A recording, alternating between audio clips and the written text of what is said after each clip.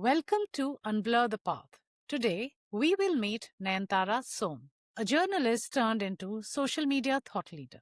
From studying at Loreto College in Kolkata and St. Xavier's in Mumbai to reporting at the Indian Express and then leading social media and thought leadership across various cities globally. Her career is a story of reinvention and lifelong learning. Nayantara lives and works in London, and it is my pleasure to welcome her to Unblur the Path.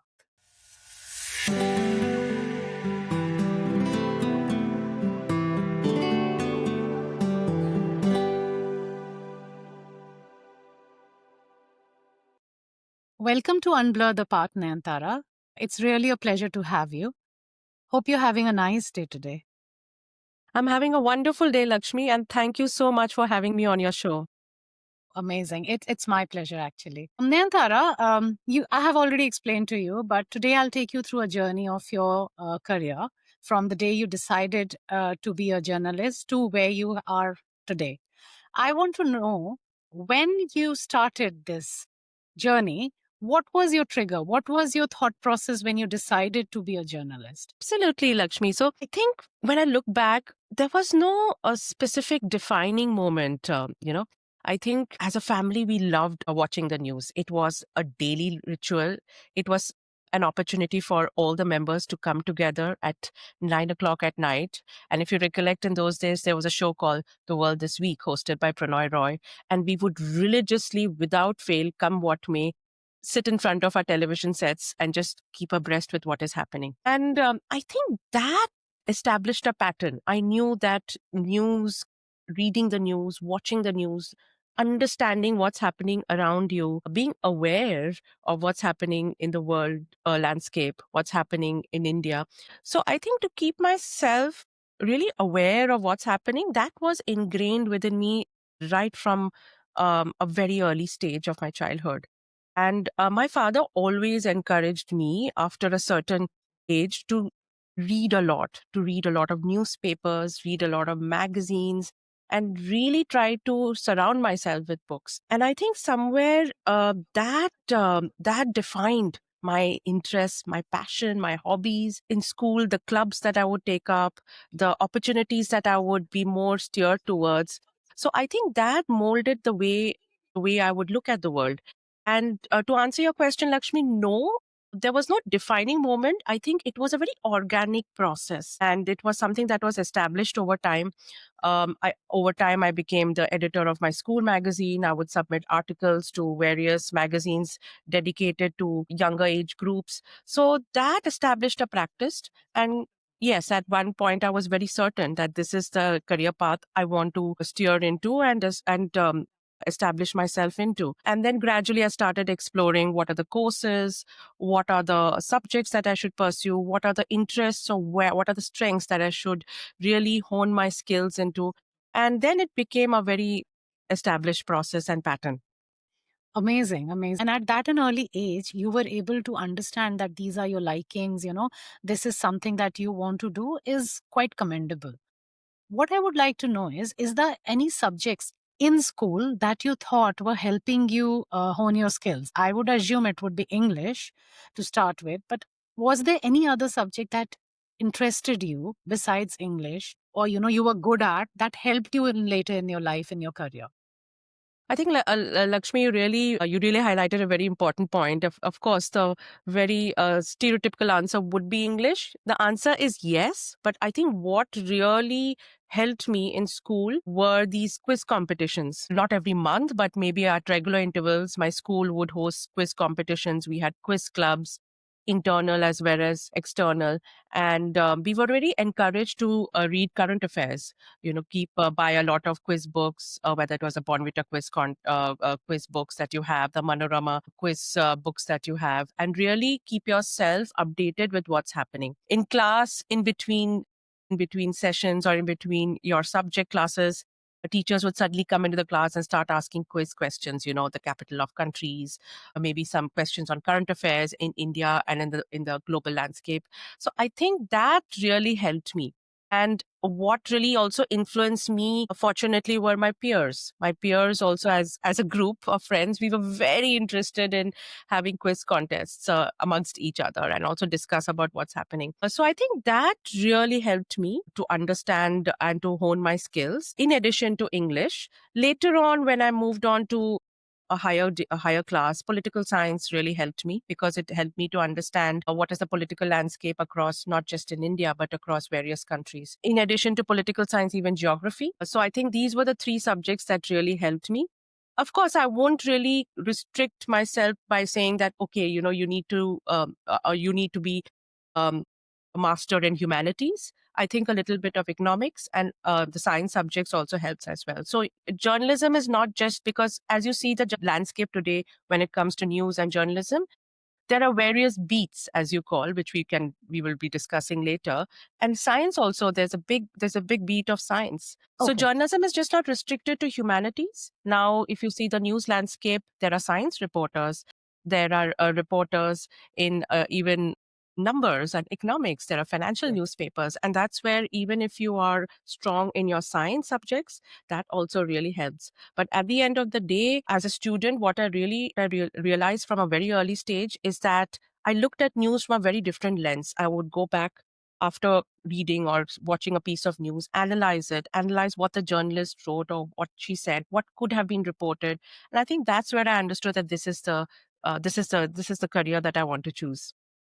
Brilliant. And such an important insight when you mentioned that it's just not English, it's just not language, it's current affairs, and it's also, the varied, different diverse subjects that you can or may want to focus on. So that's a very important insight to anyone who's thinking of being a journalist. Thank you for that. So, were there any mentors when you were trying to decide? Like you just mentioned that it was an organic process, but was there anyone around you who you looked up to while growing up, that okay, this person is someone I would want to be, or this that particular person probably influenced you in certain way, which may have given you some kind of a push? So, Lakshmi, yes, there were dedicated career counselors in my school. They would come on a weekly basis and assess our aptitude for certain subjects. And then, accordingly, let us know and give us suggestions. What are the career options we can choose? And more importantly, what are the subjects that we need to choose?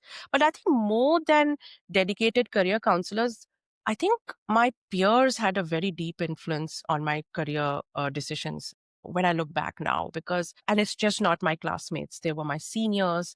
They were my seniors from my building community. I come from a town called Siliguri, and a lot of us had to go out of Siliguri after a certain class to study, to pursue our higher education. So they would come back with these degrees in mass communication, in journalism, or they were already working in very well established news outlets, television as well as print outlets. And I would really look at them with awe because they had so many stories to say, both about how they were reporting stories within their newsroom, really also kind of influenced my decision. Mhm. And I was really inspired by how they would take that risk also in finding out the correct way of reporting news. Sometimes news can be fake. It can also be your choice of how you accurately you report your news stories. So that was a very, very deep influence for me, my peers. And I think looking back and looking at our generation, younger generation today, I feel that peers definitely have a very great influence on not just your career decisions, but even about your approaches to life and your perspectives. That's so true. You have really made a very valid point here. What I would like to just give our listeners an idea, we are talking about late 90s when you were making this, or mid 90s? I think late 90s, towards say 98, 99, and early 2000s, just as we were approaching the millennium, I think that Yeah. was the time where we had to decide which career path we had to choose. But of course, I think kind of steer into this career started way into the early 90s, just way before even what you call as satellite TV came into our TV sets, right? We had Doordarshan in India, which was the national broadcasting channel. So I think, yes, we are talking about that time period, early 90s up to, say, the millennium of 2000. Awesome, awesome. So, just for the listeners, we are talking of decision making to get into journalism in the This is how we used to make decisions. There were mentors approaching school, there were schools having career counselors, there were peers who influenced us. Internet was not in thing that our researchers were in libraries, if I'm not wrong. Our Yes. researchers were talking to people who were in similar professions sometimes. So these were the ways our generation, Nayantara and I belong to same generation, so our generation made our career choices. But it could all these discussions can also bring some light to how decisions are made. Methods and tools have changed, but decision making almost remains similar. So moving on, we have kind of covered the place where how you made a selection, what influenced you. I would like to also understand, were there any preparation required? Like if you today I have decided to be a journalist, is there any preparation that goes into before applying to the colleges that train you to become journalist? And again, while you're answering this, you can throw some light. What are the subjects you take to become a journalist? Absolutely. Absolutely. Very, very important question, actually, Lakshmi, because I think when it comes to journalism, or as you call mass communication courses, there are certain set of colleges, and I'm talking specifically of India because that's where I applied from. I think it would be applicable in most parts of the world as well. So every college would have their own criteria, in the sense they would have their own set of exams. I think the first important step that students need to take is really do a thorough research, a primary research, and a deep dive into the colleges that are available with the courses available. There are private colleges, and of course, universities also nowadays offer mass communication journalism courses. So you have to do a deep dive. What are the colleges? Fees is a very important factor for many families. What are the courses within journalism? Because journalism is an umbrella. Under that, they have various what you call as modules. So some in those days we had very straightforward modules: broadcast journalism, print journalism, radio journalism, and I took at that point of time, I opted for broadcast and print journalism with a sort of a focus, what you call as a subject in radio broadcasting. Of course, times have changed now. We have social media. There's what you call as social media reporting and journalism as well. There is video journalism. So it keeps evolving over time. So I think it's very important, if you are a student, to study the colleges, study their modules, understand what each module has to offer. Is it something that you want to take up? I'll move like two steps back. And in terms of the subjects that you need to take up at school, of course, the most intuitive answer, Lakshmi, would be humanities. Because I think at the end of the day, it depends. If you want to be a print journalist and if you want to be a broadcast journalism, your communication skills need to be great. And by great, I just not mean speaking in very bombastic words, but your communication skills need to be sharp. It needs to be impactful. And I think somewhere, if you take up humanities, it kind of helps you and it trains you for the real world. That's my opinion. Of course, I do have peers who pursued science. At that point of time, they wanted to pursue a career in science, but of course, they later on went into journalism. And then, of course, humanities, I think English would be helpful. Political science, like I said earlier, very helpful because it helps you understand the landscape. It's very important to understand the political landscape, even if you don't want to be a political journalist later on. Geography is important, and economics, because again, if you're working later on in a financial newspaper, it's very important to understand not just the terms and technologies, but the way an economy works. And in this day and age where we are living, so in an age where the world is changing, your economy is changing, it's very important to understand that. So humanities is very important. But at the same time, I think just focusing on your subjects in school is not enough. Parallelly, you have to be reading a lot of magazines. There are magazines meant for a younger age. I would suggest at that stage when you are 15, 16, you need to read all sorts of magazines, right from your daily newspaper, financial newspapers, a bit of your tabloids, which gives you evening and morning news. You have to read your monthly. You have to have one magazine subscribed, which will focus on, say, science or give you an analysis of what's happening in the world. So that has to happen on a parallel basis, Lakshmi. Because the most important part of an examination assessment process is they also want to see how are you keeping yourself updated with what's happening around you with the current affairs, because that's how you will also develop your news stories when you go into the workforce. And then, of course, there are colleges where there are very structured exams in Mhm. India, where Right. you would have examination processes that assesses you on mathematics, logical reasoning, what we call as non-verbal, verbal reasoning, as well as your English in terms of your grammar and English in terms of your comprehension. So you have to also understand what the college, the assessment process, and how do you need to prepare for that. Very important. And I think you can't start doing that when you're say when you are 15 or 16. I would suggest that you start doing it maybe when you are like 13, 14, just to understand and what you need to prepare and what's the road ahead in front of you. One question keeps coming to my head. Is history important? The subject History history. is important because if you don't know it's a very simple answer, Lakshmi. If you don't know about your past, how can you also forecast and talk about the present and the future? So it's very important that you keep your eyes on the future while at the same time have very strong history knowledge. History teaches us what are the actions some of our leaders have taken, what are the plans and the schemes that they came up with, what are the steps that they took up, what is the correct, the right decisions they have taken, what are the wrong decisions they have taken. And as a journalist, that helps you in your analytical skills also as well. Yeah, because I also think until unless you know what your foundations have been laid on, how will you carve the future?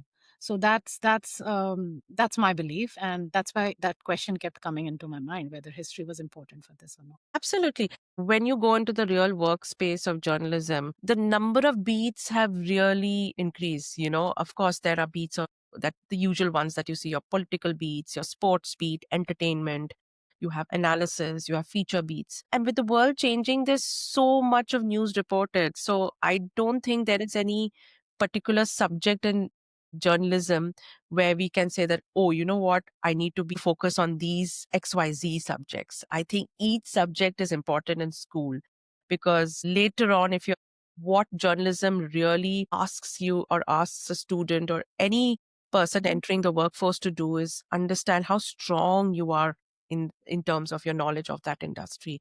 What is your industry knowledge and how can you apply and report and publish pieces basis on your knowledge? So any knowledge is good knowledge, to answer your question. Okay, thank you. Thank you. Once you've given your entrance examinations and got into the college of your choice, how did your first year look like? Well, first year in college mostly is a lot of fun from my experience. I would like you to highlight both on the fun part, of course, as well as how did you get into the, whole groove of studying towards the dream that you had seen? The subjects that we have spoken a lot on subjects, but how did it encompass your time? How was your college life? How was your day to day in college life? That would give a good idea of anyone who's aspiring to be a journalist, that how the college life looks like for me in the next 4 years. So, Lakshmi, before answering your question, just for the benefit of our listeners, so before I went into journalism school, I pursued my bachelor's degree in English literature, and that was from Calcutta. This was a college called Loreto College. And I took up that degree because I was from Siliguri in West Bengal. There were not many colleges at that point of time offering courses in journalism. So I thought most of the colleges were at a postgraduate level. So I think the decision that I took was, okay, let me pursue a degree in English literature that will really strengthen or solidify my foundation when it comes to not just English writing, but in terms of my analysis, in terms of understanding the various forms of English literature. And I think somewhere down the line, when I look back, that really helped me. And then after that, of course, I started applying for journalism schools all over the country. So coming back to your question, I think there's a big difference between graduation and when you go for post graduation also. Essentially, I opted for a college called Xavier Institute of Communications in Xavier's College in Mumbai. And I liked their modules because they also offered broadcast and what they call as radio journalism. which was picking up. And I think when I went into college, it was very different from the idea that I had about college, because sometimes you feel that, okay, we'll go, we'll have our classes, or we'll have our breaks, we'll have our assignment times, and things will go in a very linear fashion. But I think that was not the case, and that's something our professors told us very categorically, that we are trying to replicate the real world that you will be entering into. So it's going to be a lot of multitasking. You'll be multitasking between assignments, between deadlines, between submissions, between researching, between two projects which are equally important. So for me, my first week of college was, yes, I've made a lot of friends. I interacted with a lot of guest lecturers and professors, but it was all about how do I manage my time? And I think today, when I'm in the workforce, I realize that's such a critical aspect. Even in journalism, you are managing various deadlines, you're filing stories, you are also in the various stages of your news story. So that was my first week of college. It was all about managing time. It was all about how do you manage your deadlines. How do you also get the best piece of content in your assignments? So you are researching, you're going to the libraries.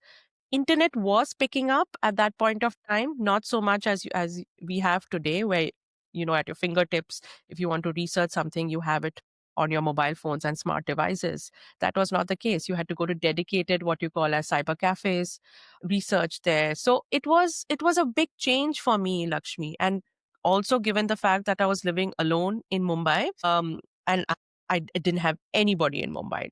There were no relatives, very far flung friends Mhm. whom perhaps I met at a very early stage in my childhood. Okay. So there were many variables, Lakshmi, happening at the same time, many situations. I had to adjust to college, and I had to get also acclimatized to how to live alone in a city. And as a woman, that's very difficult. So college was, I won't say stressful, but it was a big eye opener for me, especially my postgraduate, the college where I pursued my post graduation.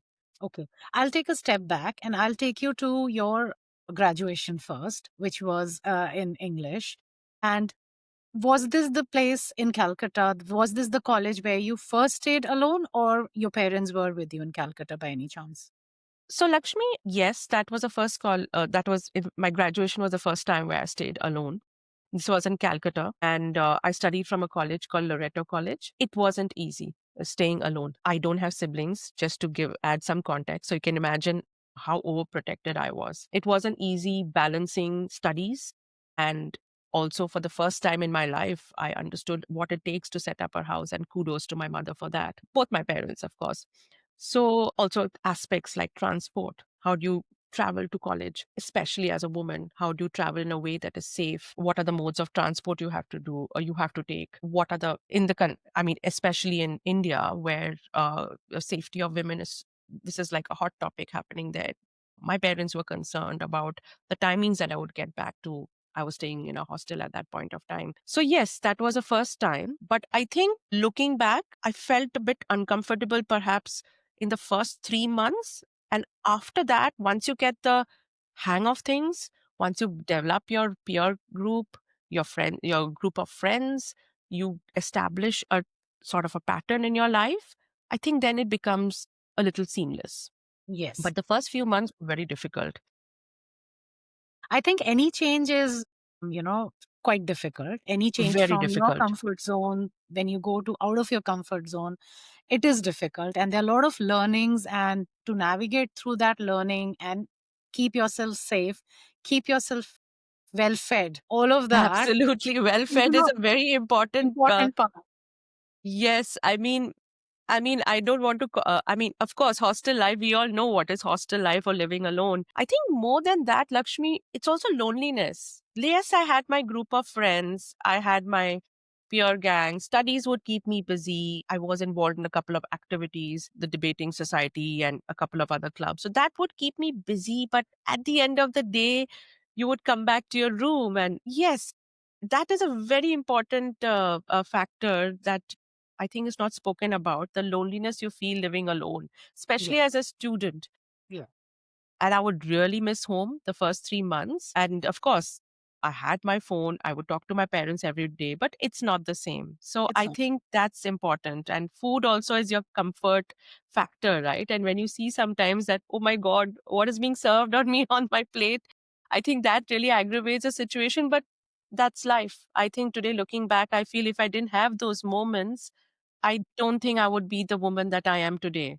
Absolutely. All of this adds to our learning. Okay. In both your colleges, and you can answer it in bullet points if you want, in your first graduation college and then in your post graduation college, what are the soft skills that you learned besides we just spoke? Like, learning to take care of yourself and navigating through life, which is new to all of us when we leave our home. From your job perspective, from your career perspective, what are those soft skills that you learned besides the ones we already spoke? Think the soft skills that I learned, the first skill I learned is speaking up. And I mean, just not, of course, public speaking being a very large aspect, but really speaking up and asking the right questions, Lakshmi. I know that's something that is it's there in school, but of course, when I went into college and then subsequently to post graduation, I realized that communication is so important. It's not just about speaking English eloquently, but it's about how do you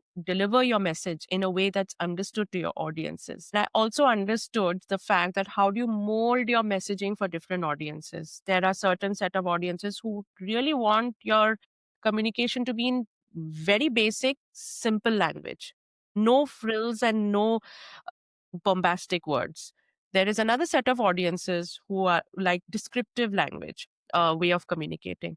I think so. The first skill that I learned was communication and communicating in a way where you are confident. I think once I developed my communication skills, I started observing my confidence level also kind of improving. I was very, very not a very what vocal person. I was very shy on stage up till school. And that's a concern, in fact, my parents had, that you are opting for journalism, but you are so shy when you go up on stage or you get a stage fright. And graduation, and most importantly, post graduation, helped me in that. I think the kind of projects that we did, they were so, and the case studies that we did, they were very tuned into what you could expect in the real world, in the workforce. So that's the first thing that I learned. In terms of other soft skill would be my managing stress. I wouldn't say stress. That's a big component and a big conversation that we are speaking about in the workforce. But I think, how do you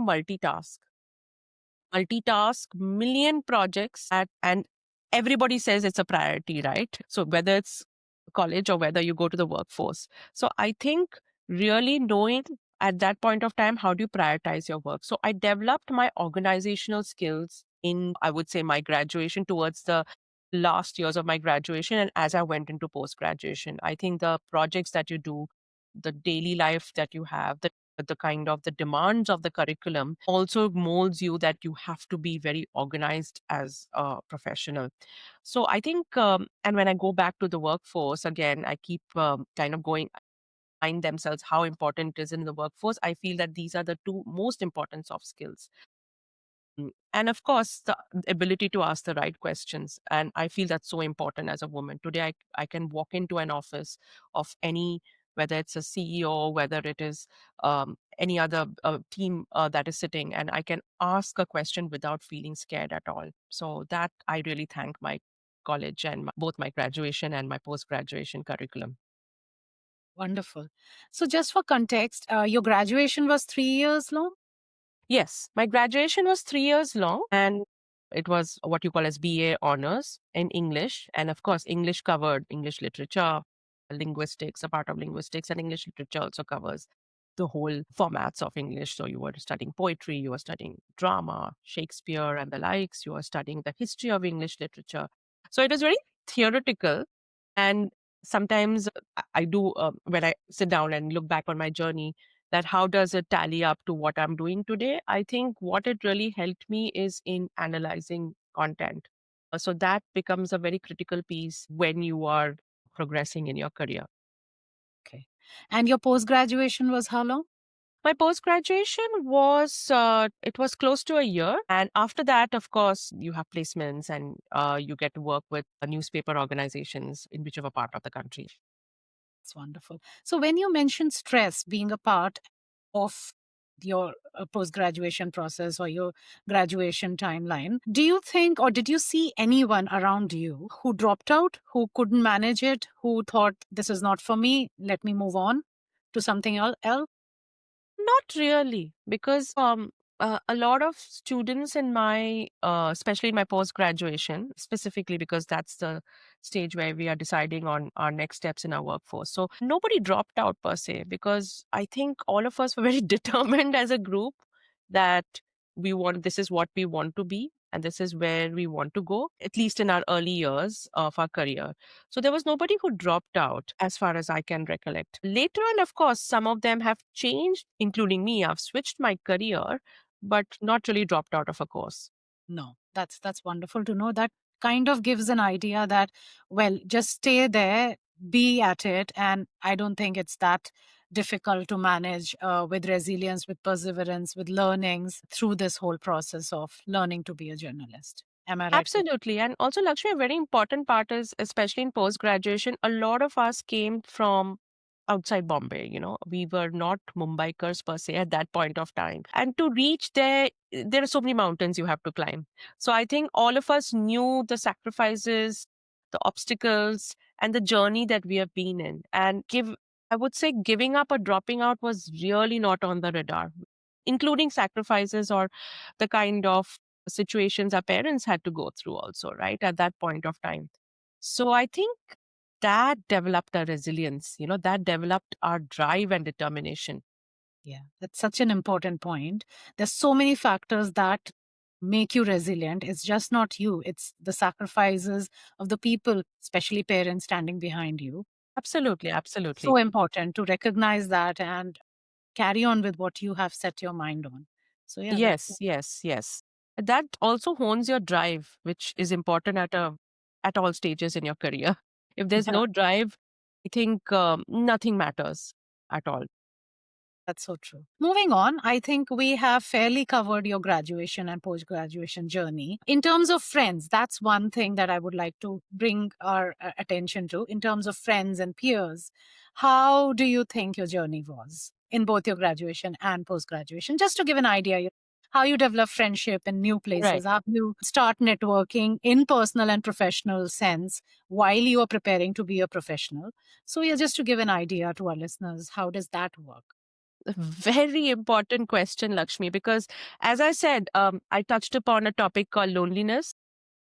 And when I first started living alone, I missed my parents terribly. And that usually happens when you're living for 16 years with your parents and suddenly you're out there in what they call as a big bad world. But I think, and yes, I was very shy, didn't make friends easily. But then I think every day for the first few days when I would travel to college, I remember people have their own set of friends. You know, uh, as in when I went to college, there were a group of girls who would be coming from a school. They already knew each other either through their classes, either through the schools or the peer groups they had. So they already had these preset gangs, what you call as gangs or group of friends. And it was very hard to break through. And one thing I realized is that you need to network. You need to network not in the professional sense as we know today, but I had to break the ice. I didn't have a choice. If I was shy, I had to get over it, do something about it, and start making friends. Because if I had to kind of study in this college for 3 years, I can't do it all alone. It would be a very Herculean task. So I think there were a couple of us who were, as we said, came from outside Calcutta. So we were living alone. And I think that was like the binding glue for us. And gradually, as we start participating in clubs, in your plays, in your college fests, doing work together, college activities together, you start developing your friendships. You understand who are the ones who you can fall back on, who are the ones you can trust, who are the ones you should not trust. Very, very important when you're living alone. And where do you need to draw your boundaries? I think it's very important because one thing I hope I'm not kind of diverting much from the topic, but when you're living alone, it's very easy to be gullible. It's very easy to get very swayed away, especially if you're coming from a small town to a city life. There's so much the city has to offer to you, and you are like this child that suddenly kind of let loose in a candy shop. It can happen. It's happened to me. But then at one point I realized what's important: my studies, my marks to get to my goal. And you need to know that your parents have also trusted you and let you, and also not allowed per se, but they have full faith and trust in you, and not to break that trust. Yeah. So I think those are the factors. So gradually I started, I think it took almost close to 8 months where finally could say, yes, these are my gang of friends. Yeah. And I prefer to keep a group of like 4 to 5 friends. We were a group of 4 to 5 friends. And I think we are still friends even now as well. So I think friendships take time. It's not easy. People judge you for various reasons, but I think Uh-huh. you need to hold your ground. Yeah. It's not easy because you're also feeling a lot of emotions at that point of time. You are managing a whole lot of studies, you're managing the whole aspect of living alone, you are combating loneliness, you're missing your family, and also the whole in a very, very different hostile environment, which is not exactly your home, but you have to accept that that's your new home. So a lot of things happening, but I think for me, I decided it took close to 8 months to 1 year to understand who are my true friends. And I Right. think we have stuck along since then. Wonderful. My post graduation, the scenario was very different because in a city like Bombay, most of us were what you call as outsiders. We came from other cities to pursue our studies and of course our further career options. So I think we all knew we are in the same boat and we have to do this together. And I think what binded us together was the fact that all our hostels were next to each other. So I was not in a hostel per se, I was in a PG, and later on I moved to an apartment, but were adjacent to each other. So we would be running to college together. We would be working in the same cafeterias outside school or outside college. And I think that binded us together. So I think in my post graduation phase, it wasn't very tough to make friends because, Mhm. said, we were in the same boat. And but yes, I think the common denominator in both my graduation and post graduation being that you need to develop that eye and that understanding and that wisdom to know who are your fair weather friends and who Yeah. are the ones who will have your back when the going gets tough. That's so true. And they become your family, your temporary family. Because they were my family at the end of the day. We were hustling and we were managing our day to day life as well Yeah. as submitting our projects. We were there to lift each other up. And that was the most brilliant part of my journey is the way we stood by each other in very, very tough times. And in a city like Bombay, which is like a cosmopolitan city, a mega city, you can get baffled by what's happening around you. Very fast moving city. There are local trains, people don't help. I mean, not help in the sense, but people are busy. So you need to find your way of how to make things work. So Yes. that Your has really journey, affected listening my to career. your journey is making me smile because it's reminding me of my journey to a great extent. Absolutely, And Lakshmi. I think maybe yeah, at some point in the podcast, you could add your own perspective as well because you were yeah, yeah, living alone as well. absolutely, absolutely. So there's so much of learning at every stage. And yeah, I mean, it's worth living that life. It's It's worth worth living living that life. I don't because think it teaches you so much. if you ask me that do I want to live if I look back, do I want to live that life again? It's a resounding yes. I don't think I would have it any other way. Absolutely, absolutely. Well, this brings us to the end of talking through your college life. The next logical question that I would ask you is, how did you land your first job? How was the feeling? So, before feeling, what was the process? How did you research for that? Were there placements at your college? Does placements happen in journalism to start with? And then, of course, once you landed your first job, how did you feel? So I'll start from the last question that you spoke about placements. Very important subject. And I think that's something that you must see when you're researching a college. So To give you a fair understanding and what the reality is like, so no, there are no placements. We did have a couple of students and a couple of professors got together and we formed not like a formal placement cell, but an informal placement cell in our college, and where there were companies and news media houses who came with placements, and there were interviews scheduled for which I had applied to. But I decided to kind of broaden my horizon because essentially, in my mind, I wanted to get into a print organization, like a newspaper, a typical newspaper house. And I thought that my placement cell did not give me that opportunity. So that's where I started networking. I started networking with peers outside my college. There was no LinkedIn at that point of time. Again, I'm talking of mid early 2000s, right? So there was no LinkedIn. So you literally had to walk into a newspaper. Like I literally walked into the Times of India or the Indian Express office and said, who's the editor or who covers this particular sector? I am a student from so and so college and I'm looking for internships or for job opportunities. And I think while some would close their doors and say, you know what, write to the standard email address and send your CV, there were others who said, okay, all right, you can speak to this editor. This is his number, this is his email ID, and reach out to him. And there were calls and hits that happened. So there was a lot of running around that I had to do towards the end of my course because I just realized that, and that's the hard reality, that placements aren't really that fruitful. Okay. Don't really put your eggs in that basket is my recommendation to your listeners. You need to network. That is something that holds water not just when you get out of college, but even way when you're into your workforce and looking out for jobs. So that really helped me. So I started literally walking into offices, handing over my CV, introducing myself in a very, very respectful way, asking for some time where I could schedule an interview. So then coming back to how I landed my first job, which was with the Indian Express. So this happened through one of the groups that we had within our batch. So one of my classmates she was working with the Indian Express, and we had this, and in those days you had Yahoo groups. So basically we thought that, okay, let's help each other. Everyone's looking out for a job opportunity. So wherever we kind of spot a job opportunity, we would post it in that group. So it was more like a bulletin board. So one of my classmates posted that there's an opportunity in the Indian Express, but thing is that you need to be available for an interview, like even if it's tomorrow, the Mhm. next day.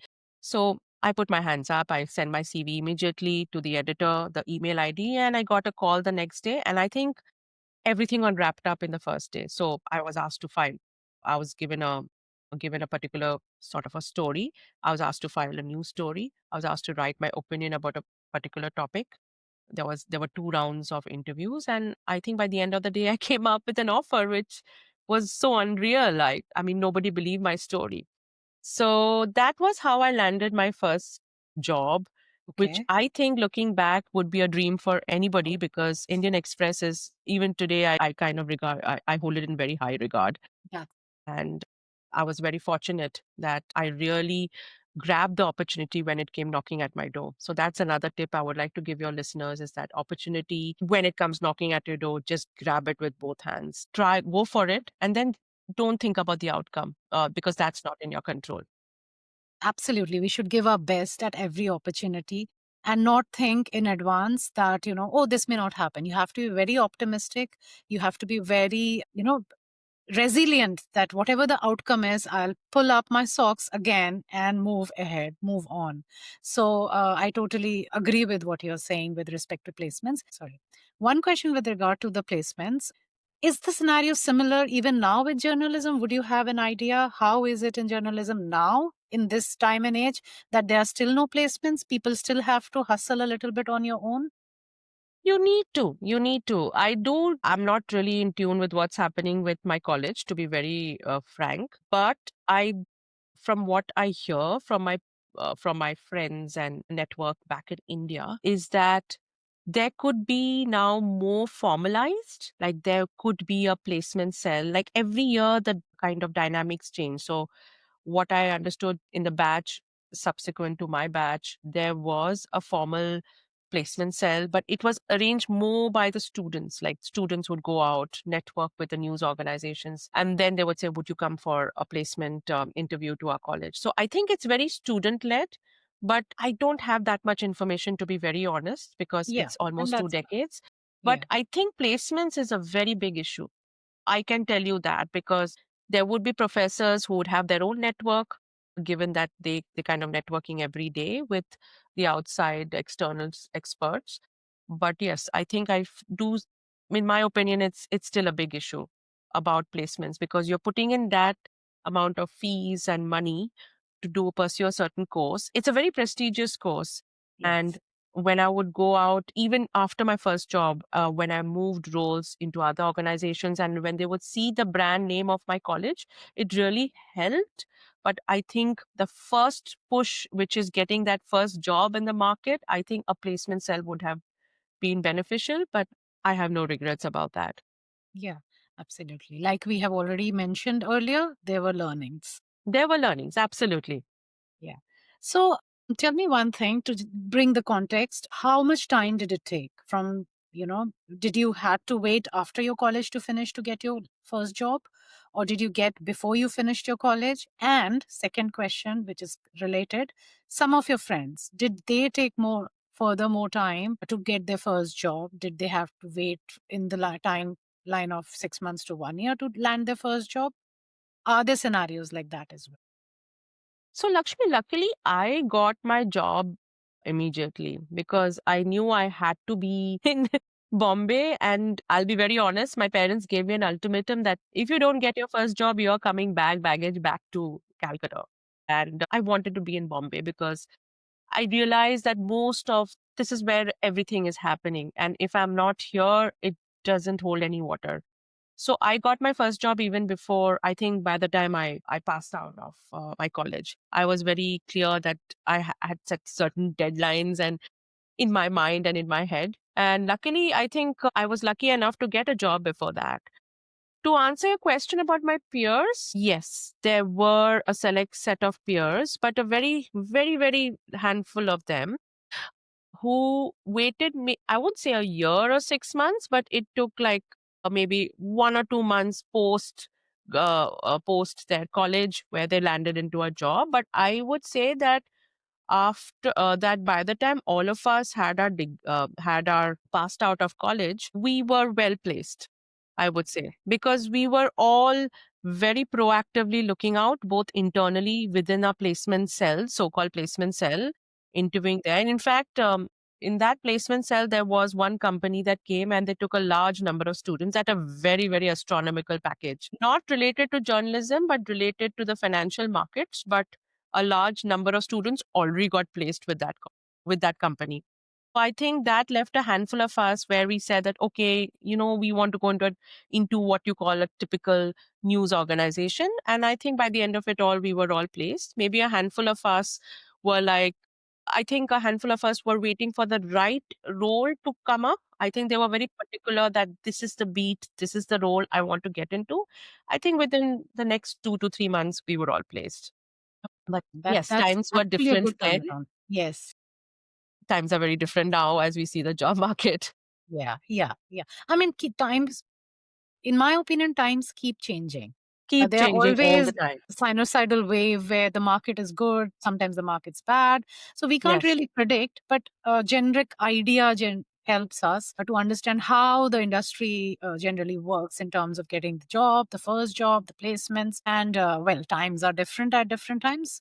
That no one can predict. But yeah, it does help to get a generic idea for sure. And I think references also really worked for me and for a couple of us also because we had guest lecturers coming in from, say, again, some of the newspapers, editors from newspapers. They would come and give us lecture. They would come for guest lectures. They would also mark our assignments. So a lot of placements happen even through that approach, Lakshmi. And that's very important for your listeners who are listening to you is that when you go into post graduation or where you're pursuing a graduation course, and if there are external speakers from the industry, I think you should give in your 100% when it comes to their assignments, because a couple of my peers got placed through that approach. So they really liked, I remember one of the editors liked my classmate's work and she immediately took him. She said, come and join my team I won't name the newspaper, but yes, he got a job even way, way before all of us were placed. Similarly, there was, again, I think a TV channel who came and they placed us. So to answer your question, yes, that's very important. Yeah. Times are changing, but you need to know where is your window of opportunity. So true. So true. Such a brilliant insight. So once you've landed your job, once you joined, of course, first days, first few weeks are very thrilling to experience, the idea of getting your first salary at the end of the month, all of that is thrilling. But do walk me through the feelings and do walk me through how your day looked like in, say, the first 6 months to 1 year of your first job. Yes, I think that's where I kind of will break certain myths, or it was very different. Let me tell you that, Lakshmi. Yes, my college really kind of prepared me for the world. But when I went into my first job, I realized there's so much that you have to learn on the job as well. There was so many things that I won't say I didn't learn, but like, for example, you realize like in college, we had very dedicated subjects. You had a subject on book reviews, you were also doing your research projects, you were filing your stories, so it was very compartmentalized. And when I went into the workforce, Lakshmi, I realized it's not the case. The boundaries keep blurring each and every minute, if you know what I mean. Like at one point of time, my editor would say, okay, you go to a press conference right now and you need to kind of come back and file a story immediately. And then after that, she would come and say that, you know what, there's this detailed interview you need to do with a CEO of another company in a very, very different beat, or in a very different kind of, not sector, because I was looking at the healthcare sector at that point of time. But I think for me, what really struck me is what you learn in journalism school. Yes, there are some aspects you take to the workforce, but there are many things you learn on the ground. And to me, I feel that was a very rich learning experience for me. I mean, at that point of time, I was baffled. I was like, oh my God, what's happening? But I can tell you with 100% guarantees that it has shaped the professional I am today. And it's also thanks to my first reporting manager, my boss. I think she was very patient, very patient. And she she's still my mentor. I mean, there are times where I kind of call her up and for advice and guidance. And I think that's where your first boss or your first reporting manager has such an important role to play in your career. I think so that's one thing I realized, that some of the aspects that schools teach you might not be applicable, or you will see when you go to your workplace that there are other things that you need to learn. So there's a lot of catching up to do, number one. Number two is, of course, stakeholder management, managing various stakeholders, something that I think in my time, my college didn't teach me. You are managing stakeholders in terms of your professors, your friends, who you meet in your day to day life. But these are like very decision makers. You're talking to very high intent stakeholders, as you say. So you have to know how to kind of walk that path. Yeah. Managing office politics. I don't know whether that's appropriate for your podcast, but I No, think that's a absolutely. very important component, Yes. especially when you are a newbie, just fresh out of college. You're really charged up. You're like, yeah, I'm there to change the world and I'm here to report a story that's going to change the dynamics of the world. And then you realize your bubble is busted because there are so many realities that hit you. And I think the realities of your work environment, realities of your day to day life, realities of when you get your first salary. Because, of course, I was very excited with my first salary. I said, okay, I'll do this, this, this. But then you realize that you have bills to pay at the end of the day, because I was living alone as well. So, yes, that balancing act, and that travel, because it's not college. You're not walking into college in a very informal way. There is a certain pattern you need to develop in your life. So there are multiple things you need to juggle. And then you realize that, yes, I finally, what you call as adulting, I'm adulting, I'm become a full grown professional, and I need to be more matured about my outlook. So that transition is there in your first couple of months, and I think that it's a bit of anxiety and excitement that happens at the same time. Like I said earlier, with time, it kind you get used to that pattern Yeah. and you accept it as a way of life. Yes. So the change again, we are handling change here. We from a college life, we are coming to the professional life. There's a drastic change of your lifestyle in terms of just not how you're living, how you're managing your emotions, how you are managing your presentability, if I can put that, how you're managing your thoughts, how you're managing your time, how you're managing the people, like you said, stakeholders around you, including office politics, like you briefly touched upon. So these are the learnings that is, of course, a common denominator, probably across professions, if I can add. Yes.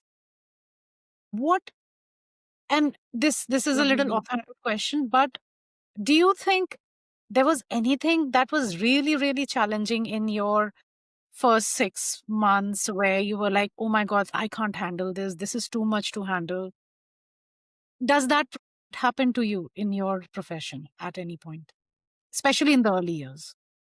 So, in the early stages, yes, there were a lot of challenges because one thing that we were expected to do is to cover stories with a different angle. So, you're not just covering stories that are your run of the mill stories. You have to be covering something with a unique angle, as they call, which is newsworthy and which will be engaging to your audiences. So that expectation was always set by my editor and by my editor in chief also. So we always had this in our minds that we have to be constantly on the lookout for stories, and sometimes you feel you have landed a great story, but when you put it on the table in front of your editor every morning, she's like, no, but this is already covered. Or they'll be like, okay, no, but you know what, I don't think it's newsworthy enough to go into publication. So I think those are the little frustrations that start creeping in. Then I think once you understand, and that's when listening becomes very important, Lakshmi.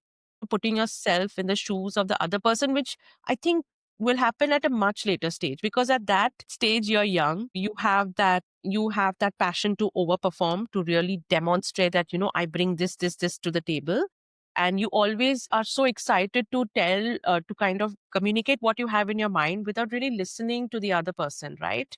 Because we're all charged up. It's our first job. We are enthu cutlets, as I would like to say, always ready to perform. But I think with time, you come to know that placing yourself in the other person's shoes is important. So the first challenge I face is coming into that middle path. If, I have a story, the other person says, no, I don't agree with you. And then you both are kind of telling your own perspectives without understanding that, listen, it's no point going back and forth. We have to find a solution to this. So that Right. solution oriented mindset takes time. That was a Mhm. challenge that I had. I think the other challenge that I did have was also because you have to understand, in a news publication, it's just not filing a story. You have to also, there are certain days in the month where it has to go to the press, which means you have to put it in that what we call as the production process, the editing process. And that is very intensive because, again, you're sitting down with your editor, the person who basically goes through, if you're in a print organization, she goes through your story, she edits out, not just in terms of grammar, but in terms of seeing whether it fits into the layout of the magazine or the newspaper. That's a very intense conversation because you want to keep everything you have you have written, right? Every word is so precious to you and is so dear to your heart. But the editor is following what her boss or what the overall editor in chief is telling. And by editor here, I mean the editing desk, the person who edits your story. So there's a lot of overlap here in terms of even designations.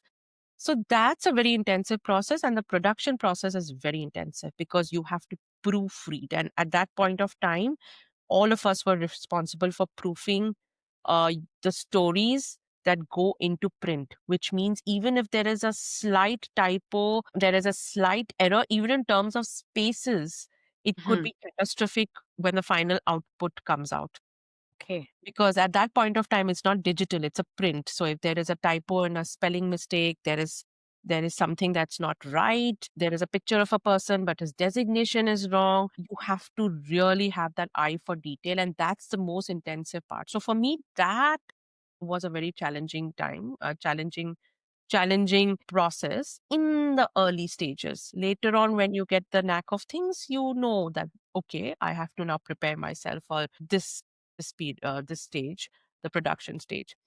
So, and then of course, like I said, managing expectations, managing your time in addition to what was there. The challenges also that I faced was in terms of how do you also make a mark for yourself? Because you're young, when you go into a meeting room, there are people of all age groups, Right. right? And there could, and I won't generalize, but sometimes when they know you're young, you're out of college, they take you for granted, Okay. right? So you really have to work 2x to make your Mm, voice made heard. And I think I had to work very hard for that, to make them understand that what I'm saying is credible, because sometimes we are discriminated on age also. So a person who's worked for 20 years in an organization, or who has 20 years of work experience, and I have hardly a couple of weeks or months, sometimes I felt I was discredited, but I right. had to really come out with some good stories to build my credibility. So I think that is something that perhaps some of the listeners might face, but you have to have that determination and drive to build that. Okay. And what skills or what mental resilience helped you push through all of this? I think for me, my what really the coping mechanisms for me was, so I am by nature very creative. So I think that helped me. Creative, not in the sense, of course, when you're filing a news story, the creativity comes when you're filing it, but also to creative in terms of how can we present the story. Okay. So I think I understood that, and I understood where my editors and what are the kind of stories they wanted. So the coping mechanisms would be again to read a lot of not just what my newspaper or magazine is reporting, but also what are the other publications reporting. So I had to keep myself abreast with what we call as competitor publications are reporting as well. So a lot of networking, and I think that was my coping mechanism. I said that this is the only way I can build credibility, and if I keep myself abreast and really understand how to give it a different spin. Okay, that's wonderful. I mean, everyone to their own, but I think everyone has to look which. How can they fill the jigsaw puzzle, or how can they make the jigsaw puzzle work with the skills they have, with the strengths they have? How can they basically carve the bigger? Absolutely, absolutely. And Lakshmi, like you mentioned, that what were the challenges? For me, it was agility. It's a very dynamic environment, Lakshmi. It's just not with the office that I was working in, or the newsroom I was working with, but I think this works holds water for any professional space. You are expected to be very, very flexible. It's often said that you need to be flexible, you need to flex yourself. So I think the challenge that I had also was that how can I make myself flexible and agile with the various things that I had to handle? And that is honed over time. That is not an overnight journey. Coming back to some personal moments, when you got your first salary or the first year's salary, the salary that you got, you don't have to divulge the amount. But was it good enough to sustain you in a city like Bombay? Or there were struggles? Or you would have wanted a little more to your first year? I'm Yes. just talking about your first year. No, no, absolutely. I think that's a very, very credible question, Lakshmi, because like I said, like there were companies that came to my college who gave astronomical salaries. I mean, in like figures that were so, I wouldn't say unknown or unseen, but yes, it was something like we were like, wow, this is an outlier. But I think in a city like Bombay, even at that point of time, and I'm talking how many years back, 20 years back, nothing is enough in Bombay. Like, no matter what salary you're earning, and the salary that most of the news houses give you, it's not enough. I'll be very upfront about it. So, yes, then I think I was living in the central part of what you call as South Bombay at that point of time, because at that point I thought, let me live closer to office, but it doesn't work that way. Then there is another aspect that comes into place. How do you match your whatever living standards with your salary? Then I moved to the suburbs. So there's a lot of repositioning, and there's a lot of adjustments you have to do as per the salary that you're gaining. How do you also pursue what you have to pursue your interests and your life after work, yet at the same time also save?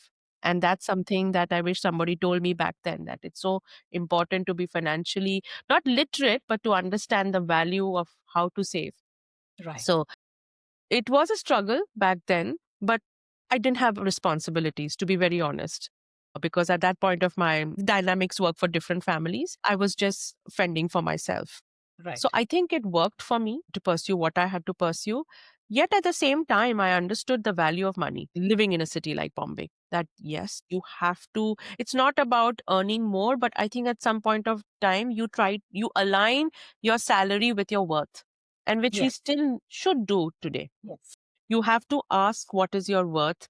And this again, I realized this over time, that it's not just about fending for myself, but if I'm getting an X amount of salary, it also determines the respect and the credibility that my experience, that the experience that I bring to the table. And I started exploring job opportunities that match that expectation. Something that is very hard again, because as I feel as women, sometimes we kind of hold ourselves back, especially when it comes to salary.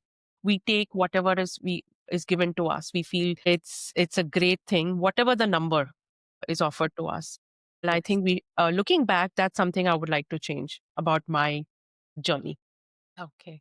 So you've touched upon two topics in your answer. One, work-life balance, the life after your work, and secondly, gender. So we'll take it one after another. Let's start with how was your work-life balance, and before you answer that, how many years did you work in journalism? Okay. First that, and of course, how was your work-life balance when you started to when you kind of thought of switching? Like you already mentioned, you switched your career to something later. Uh, how was your work-life balance, and what efforts you had to put in with respect to maintaining? Absolutely. So I'll start off with the work-life balance, Lakshmi. So it depends from month to month. Let me tell you, in journalism, no 2 days are the same. There's one day where you are clocking in 8 hours of work. You're going, filing your stories, going out, coming into work, filing it, submitting to editor. It all goes hunky dory and in a very smooth way. And there's one day where you realize you're doing a late nighter. So it was, I wouldn't say it's imbalanced initially. That again, that really rattled me. I was like, oh my God, I'm coming back late. There were days I would come back late, but I accepted that if I have to really be in this profession, thrive in this profession, this is the life. And I have to find my coping mechanisms, or I have to find how to accept the situation and move on. So I think, Lakshmi, and this is a conversation that I keep having with my peers, that looking back, I don't think there's work life balance. I started looking at work life integration, finding those moments even between work where I could just step out for a walk. We were very close to Marine Drive. So if I know that I would go back home that late that day, so I would just step out between lunch hours, go for a walk, pursue other things in that small lunch break that we had, come back, work again. So I think early on, and these are things that I realized, that balance is an illusion. It's Okay. spoken about. Yes, there is work life balance that is spoken about, and it's very important about. But then I realized you can't just switch on and switch off.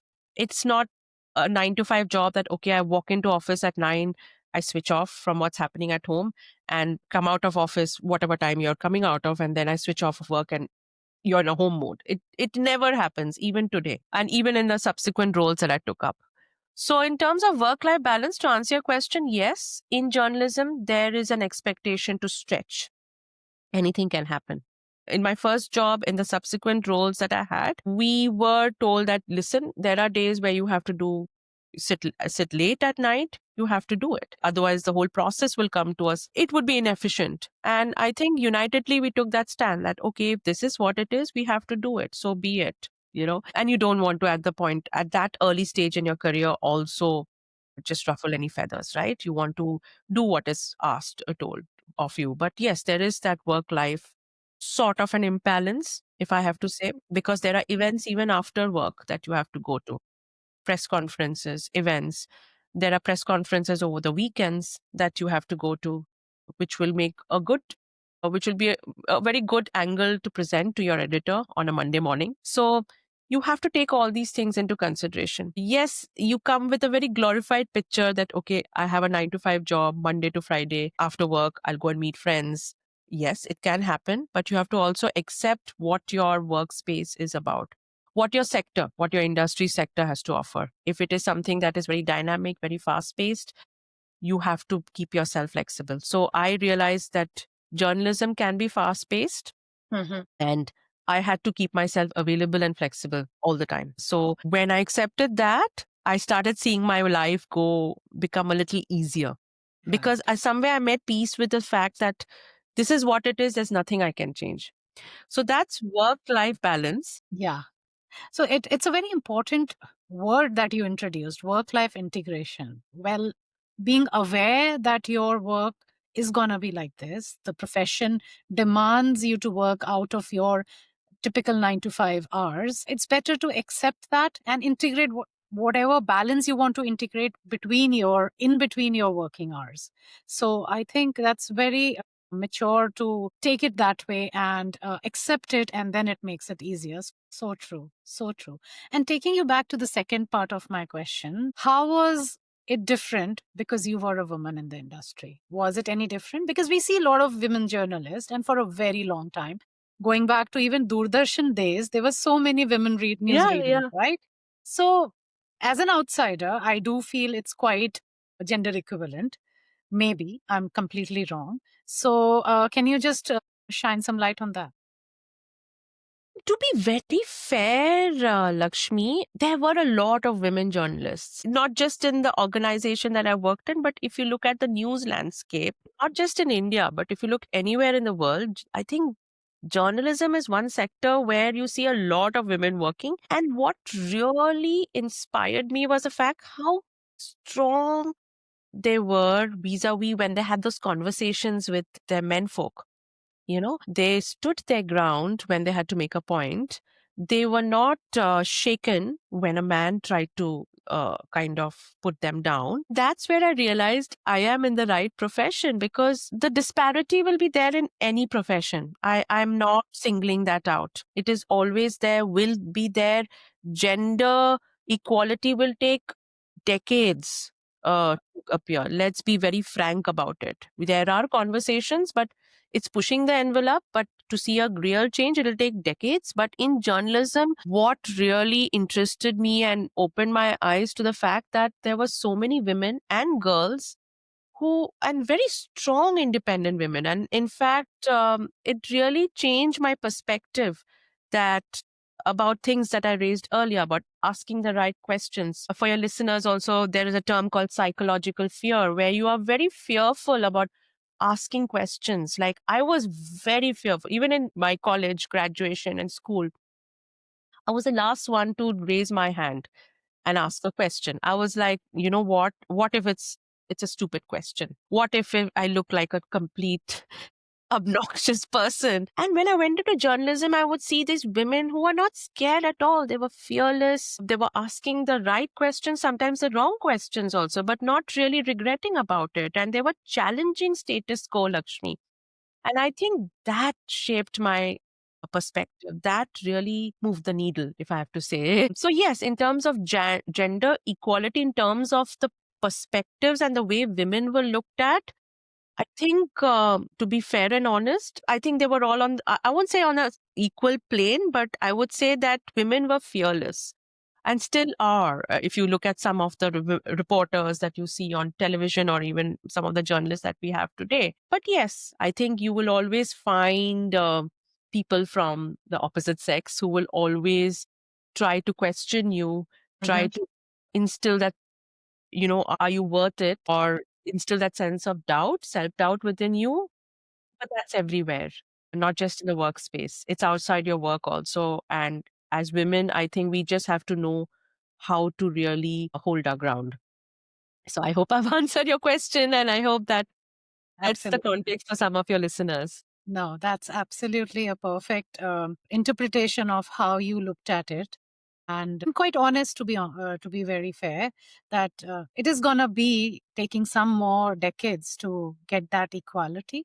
I just hope that doesn't skew the other way. I sometimes feel in the process of getting gender equality, we are skewing it to the other side at multiple places. It has to Yes. be a balance. It should be a balance. It should be a balance. Nevertheless, I mean, let me add the hard ground reality that yes, that disparity is always there. Like your men folk will always have that voice in the room, in your meetings. So it takes a lot of conditioning, Lakshmi, outside your workforce. And that's something I would tell all women and even men listeners, that how to really get your voice heard. It's very important. And that's something no college will teach you. It will, but not in a very formal way. That's something that has to be ingrained right from a very early stage in your childhood. That's so true. That's so true. I remember an anecdote from Indra Nui's book where I don't remember it word to word, but it was a boardroom meeting where she was propositioning an idea to the board, and she was constantly ignored for that idea. And after some time, and she is at a board level, so no, she's no junior. She's at the board level, and there's another man who again rephrases her idea and presents the same idea in front of the board, and they took it. They took the idea, and Mm, she was shell shocked that why was it. And we are not talking about some ordinary woman here. We are talking about Indra Nooyi, who absolutely. Absolutely. is. But I'm so amazed that even she had to face those kind of. But yeah, again, these challenges come our Yeah. way, and Yeah. we just sail through And it. Lakshmi, another very important aspect which is spoken about even today is men allies. We tend to, I mean, of course, in this whole conversation about gender equality, which can be a separate podcast Separate topic. altogether, Yeah. we tend to that okay, there is one side, there are men, and then there are women. But I feel for women in the workforce, and something that I was very fortunate to have a very supportive male bosses, and who I call allies. They were my allies, and they were super supportive. So it's very important when you have an idea or when you want to propose something to also reach out to your male folks also as well. And I've seen in most of the cases they were very supportive. Yes, absolutely. You're so bang on this point. So, in your 7 years of journalism, what was the most challenging? If you have to pinpoint at one thing, what was your most challenging aspect? Think, look, there were some challenging stories that I did at that point of time, which was very challenging in terms because you have to realize at the end of the day, you're interviewing people and you also have to be very cognizant of their emotions. So that's one part of the story. The other part is you have to also understand what your organization wants to kind of publish. So I think the most challenging part was finding that balance where you, of course, as a journalist, I was very, very sure that what I see is what I report. But you have to also keep in mind about your audiences that it goes to. So I think the challenging part was maintaining that balance because again, we are living in an age where there are commercial out targets that every organization has, whichever sector. So you have to understand what impact your story will have on your commercial targets. And that's very difficult because, Lakshmi, in journalism school, we are fired up with these ideals about what is good and what is right and what is wrong. And we come up with saying that, we are the paragons of virtue. We will change the world. But when you come out to the real world, you realize that that's not enough. You have to also show targets. There are KPIs, there are outcomes that Yeah, you have to showcase. yeah, So it's very hard as a, when you're a writer or any form of editorial role that you have, right. it's not easy. It's easy now in this day and age that we speak with so many technological tools that we have. But in Yeah, those days, as a journalist, when you're so fired up with saying that, oh, I have to showcase the right thing. I have to report what is right and what is truthful and honest.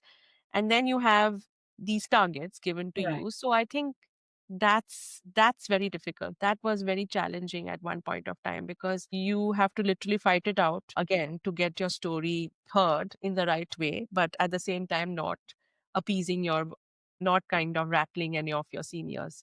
So that was very challenging. That's very, very challenging. I think, in the newsroom today. For our listeners, I think this is a brilliant word of caution, as well as kind of to keep in the back of your mind before deciding, you know, these are the kind of challenges that you will have to learn to balance and, make your decisions accordingly. Yeah. And later on, you realize they're not challenges, Lakshmi, because see, now you have social media, you have the internet. I mean, internet in full flow. There's AI that will come in the future. So I think it will not be as challenging. Like they say, the challenges of yesterday are not the challenges of today. So I hope that whoever your listeners will find a path and bring the two worlds of technology and editorial and find a middle path to that. Yeah, absolutely. That's so brilliant. You did mention that you did made a switch in the career. Yes. What prompted that? Was there any trigger? Was there any anecdote? Was there any other Yes. aspiration? What was it? So there was a trigger. In this case, yes, unlike my first career move. So essentially, I'm talking about 2006 7. So there was the global recession that we know. At that point of time, a lot of social media channels were coming into the forefront, and Facebook and Twitter mainly. LinkedIn, yes, but LinkedIn was mainly used to kind of spruce up your profile, that this is my profile and this is what I am. And I think YouTube was there, but of course, YouTube was more like a repository of videos. So coming back to one specific channel. So as journalists, we were trained for Twitter. So I was working for this organization after the Indian Express that really trained us on Twitter and social media. And also on, I'm talking of 2007, where they were talking of things like keywords and SEO, which is so important. So I think what we were trained as to have a very digital first mindset. No, initially when I would think and put a draft of a story, I would have a very print focus that okay, this will go to the print. It will be a 4 page or 5 page story, or it'll be a 500 word story. But we were then conditioned and trained. How do you produce ideas and stories that will first go to a digital platform, and then maybe we'll think of putting it on the print. So it Okay. was like, it was a complete flipping. You're flipping the pyramid. Yeah. So that was very interesting. And at that point of time, Twitter, which is now X, was exceptional. 140 characters, you're communicating your entire story was mind-boggling for us. And it was a way of also competing with our colleagues from the TV. Because always when it came to breaking news or anything like that, television was always the first port of call, right? They would be telling us this is the breaking news. But I think Twitter gave us that platform to really understand how can we report a news story as we are in that particular location as we speak. So Yeah. I was live tweeting from press conferences, tweeting about, what if I'm meeting a CEO, what my perspectives are, even before my story came out.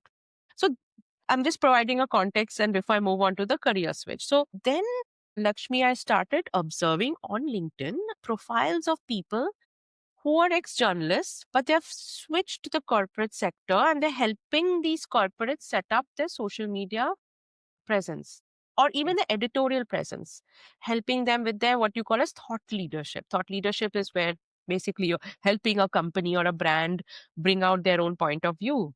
I found that very interesting because I think these were early adopters, and corporates, yes, they do have technological knowledge, but I don't think at that point of time they had that aptitude to get that knowledge on social media and how they can use it for To connecting with their clients. Yeah. So then I think coincidentally, I reached out to one of these connections and said, do you have an opportunity? I find your profile really interesting. You've worked in a TV and a newspaper background similar to mine. And now here you are in a corporate space, helping them with at that point of time, it was a technology with a platform and a technology that is so new yet so exciting. Yeah. And then she said, coincidentally, yes, we are hiring people, and reach out to this person. And from there on, things moved very quickly. And I started working for a consultancy firm, a global consultancy firm, setting up their social media channels were already set up, but I think it was about the strategy, what is the day-to-day plan, what content needs to go up on every channel. So Right. that was my role. And Lakshmi, that was how I made the switch. A very interesting anecdote about an transition that happened in an external landscape. Yeah, absolutely. So it's very interesting to see how career switches can sometimes happen organically. Sometimes you may be at the right place to have the learnings. Like in your case, you mentioned that, your company at that time taught you how to use Twitter at that time and, make your news impactful through Twitter in less words, 140 characters. So and you use that opportunity, that learning, to see if you can make a bigger impact in other organizations or corporates, and Right. that was your story after then.